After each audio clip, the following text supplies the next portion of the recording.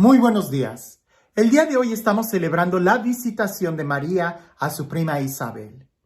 Y alguien pudiera decir, ¿y qué tiene de espectacular el que una persona visite a otra persona?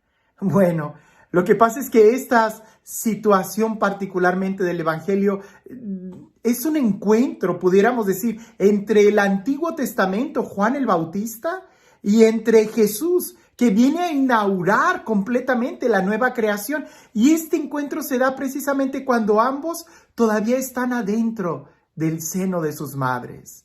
Y pensar particularmente en Isabel, bueno, nos debe de dar y de llenar todo el corazón de muchas ideas y emociones sobre la fidelidad de Dios, de que Dios no olvida sus promesas.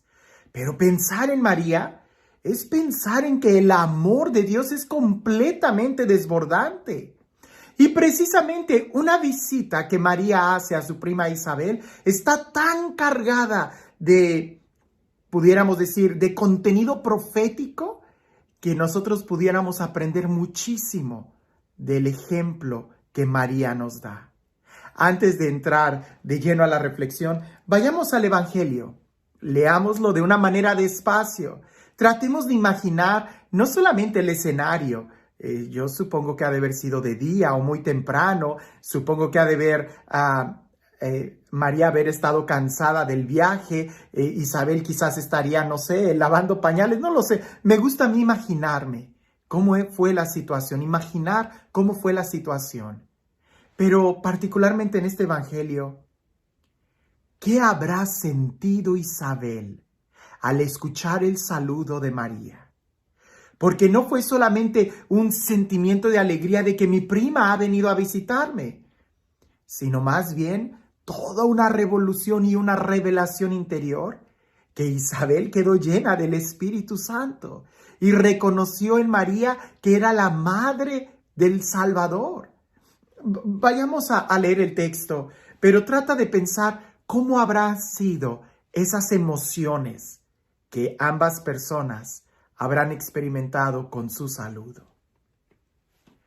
En aquellos días, María se encaminó presurosa a un pueblo de las montañas de Judea, y entrando en la casa de Zacarías, saludó a Isabel.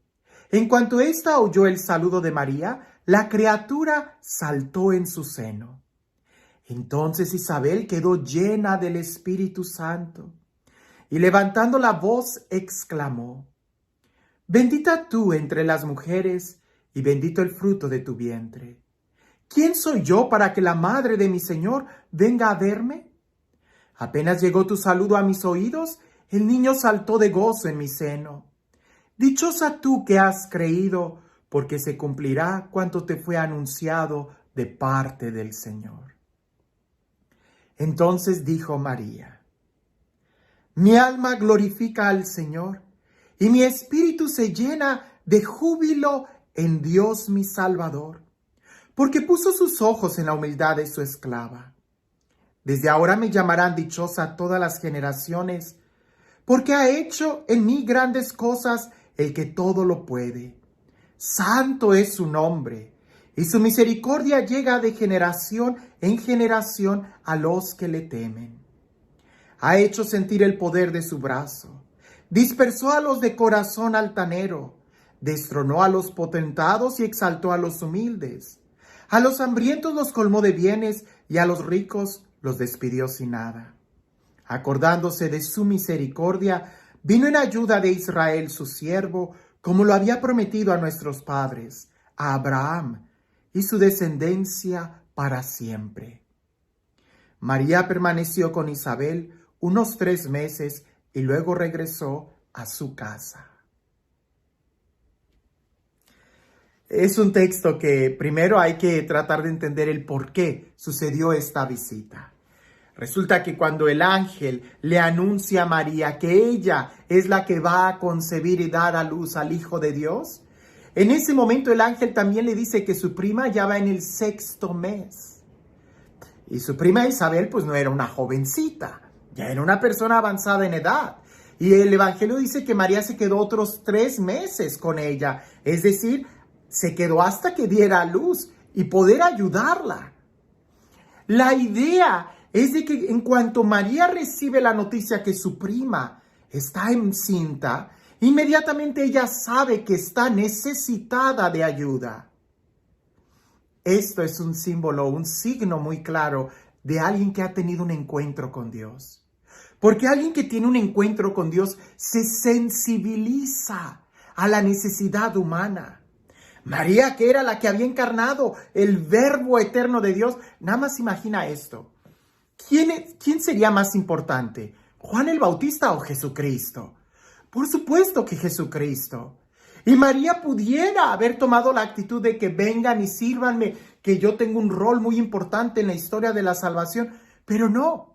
Lo que hace María es inmediatamente ir y servir, ir y ayudar. Cuando alguien tiene un encuentro con Dios, nosotros sabemos si ese encuentro con Dios es genuino, cuando la persona es capaz de olvidarse de sí misma para ayudar a otros. Sale a ayudar.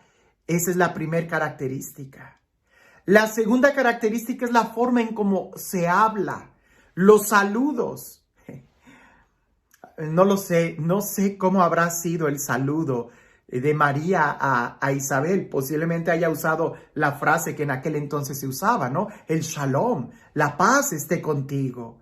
Pero para que Isabel haya quedado llena del Espíritu Santo, indudablemente debió de haber sido un saludo cargado de esa misma experiencia, de una comunión con Dios.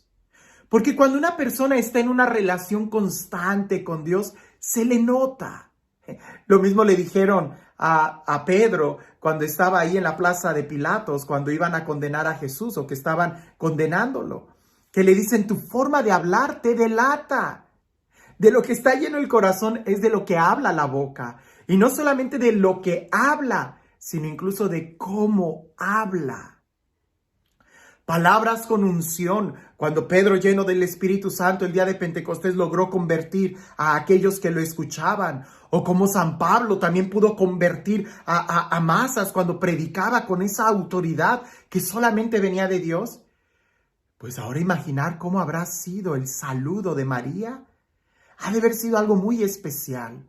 Porque María indudablemente la llena de gracia. Pero también la primera en recibir a Jesús y la primera en darlo a conocer, la fiel discípula del Padre y pudiéramos decir de su Hijo también, pues estuvo de pie frente a la cruz. Ya estamos viendo dos características. La primera, el encuentro con Dios te mueve a servir a los hermanos, te hace sensible a la necesidad. Alguien que conoce a Dios no es el que siempre está disponible cuando se le pide ayuda, sino es el que ofrece la ayuda aunque no se la pidan. Segunda característica, pudiéramos nosotros ver que el que está lleno de Dios habla con amor, habla con paz y sus palabras están llenas de unción. Y la tercera característica que me gusta mucho meditar en este texto es de que cuando Isabel le da ese elogio a María, María no se queda con nada, se lo da completamente a Dios. Y ella empieza con un canto de alabanza, proclama mi alma la grandeza del Señor. Es decir, no estamos hablando de una humildad. Por supuesto, María es humilde, la humildad es la verdad. María pone todos los reflectores, pudiéramos decir, en Dios. No se queda con ninguno. A veces muchos servidores por ahí les gusta que les pongan los reflectores y de que se sientan como que los importantes. No, María nos enseña a poner y a alabar y engrandecer al único que merece toda alabanza. Ese es Dios. Que nosotros en esta fiesta que estamos meditando la visitación de María a su prima Isabel, nos preguntemos, nosotros, tú y yo, ¿ya tuvimos un encuentro con Dios? Espero que sí. Y nosotros, tú y yo, ya tuvimos también esa experiencia de ir y visitar a alguien, de ir y ayudar a alguien. Espero que sí. Y así como el encuentro con Dios no es algo que termina o que sucede en un momento particular, sino que más bien es un modo de vivir. viviendo en el encuentro con Dios, viviendo en la profundidad de la presencia de Dios, la visitación o la actitud de servicio no es solamente de un momento en nuestro calendario, sino también debiera de ser un modo de vivir, que estamos nosotros dispuestos a ayudar a los demás. ¿Y qué decir de la alabanza a Dios? El cristiano es el que siempre alaba a Dios, a ejemplo de Santa María. Como ella, en este cántico, alaba a Dios por quien Él es y por las virtudes que Él tiene al amarnos.